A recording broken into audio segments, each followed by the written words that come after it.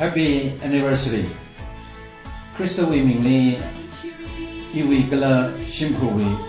ริงพาสลามมีดเลยกละโซโครแบปติเชิร์ชนั่นแหละนัทนี้ริงพาสลามจิคุมดเลยอาจูตั้งคู่แบปติเชิร์ชแบงกลอร์วี anniversary นี้อิลี greetings มีขบายอาดัมขมีวิบังพิอาชิคิงยาเรเรนยาร์นพาสเตอร์ก็เลย board of the company และทุนนี้อีเวริงกับพานิ่งชิดรักของชอบตะเล่เรื่องราวนี้นะจุ่มคันนี้เช่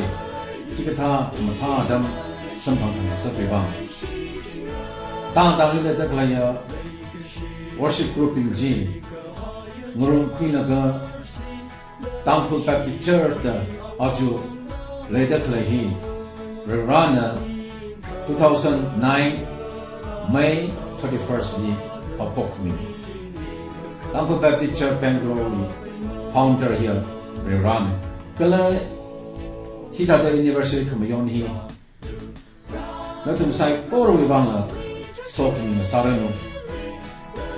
เรื่องราวเลยก็สิ่งที่สิ่งก็คุยก็เลยเรื่องราวเลยสอบมีสังคุยได้เรื่องราวนี้นิ่งก็สิ่งก็เที่ยแล้วนั่นจะมีสิบกษัตริย์ละมาได้กษัตริย์ละ anniversary ขมิ้นมาสาระนู้นั่นจะอาเขอไอ้นัก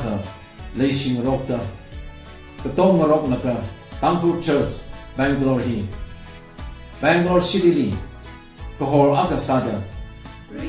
ring take vai nathum rally sehasan atami ma thalap thure ngaching chamla ke chui bang ena crystal yang galaka itumi mirin songja wa kwise lang ni da rana khamiya talentที่สิ่งละก็เราเองเราไม่สังเกตว่าเราเชิดอักษรทำไมอดสาลีก็ปิ้งกับงเช็ดกับสังมีอาวุธมาสารมีอัตมิตรานเรื่องที่ไอ้บังพาสเตอร์ที่พิเศษเลยที่เป็นกับพานิกชีของชกกันเลยอีที่ได้ที่อันนั้นแล้วก็แบงก์ตัวนี้เลยแต่ก็เลยยาวันลาบินชิมพูกจีวเลยอันนั้นทลายเลยนะเรื่องที่ตุยตั้งจิตให้ได้ป้องกันมาท่าสอบมีได้เรื่องกับคุยมีได้มันจิตลักให้ยังเชิดอากาศสังสักนิดสักนิดสักวิบังก็เลยที่ลังมีได้องค์ใครวิธีนี้เรื่องยานุนพาสเตอร์ซาดาอาจูที่กันบิงลีอดสักลมได้อดมังงะก็จุ่มกับคุยได้เลยจิตโตสันละกันเรื่องทลายก็นู่นก็เลยนู่นพอเราที่กันบิงลีมินิสทรีเลยเรื่องพาเมรนูก็เส้นได้สังได้เราเองมีแต่คำเตือนสารนุก็เลยจะลังไม่ได้ Bangalore City เลยแต่เลยเลยก็เชื่อชิมพูบิยาวันลาบิอาดัมฮีมันมาทลายทุเรศชีวะไงนะที่ทุ่มมีรินเรื่องร้านนี้หำสังแล้วก็เรื่องร้านนี้ก็จังมีรินอารมณ์นี้ออกทุยแล้วก็ที่ทุ่มมีก็สาสายาใส่โกรณีเรื่องราวนี้เด็กเด็กกับไอ้สาสิที่สุคริสต์นี้ยังกันแล้วก็ที่ทุ่มมีรินริงสิที่ทุ่มมีรินเรื่องราววังจิกัดสิก็เลยเรื่องราววังออกทุยสิอาจูที่กท่าอาดัมสังกับพงเห็นมุสโดอีเมริงกับพาสลัมขมิ้นมุสโดแต่ทุ่มใส่กรณีเรื่องราวสอกมีสารนุกจีนีพังไงขณะว่าซาเดียนะเรื่องราวปีคุกนี้ก็ปัสสาวะไงอินานัทุ่มนี้พนิงองจีดาอีเวเรลีนิงชีเสียกับสากจีบุลีนัทุ่มวิบังมาทานเองอินาเสียหาไซครีวีเองทวีดาอาจูราสุดาป้องกับพาวีอดนัทุ่มนะสักรุ่งวิบังริงพายก็เลย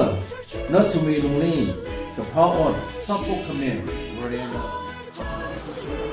Tangkhul Baptist Church Bangalore we Singkum Thrada Kathum Kaka Nitrai Phanit Hili Legishia Kranausan Natum Sai Korli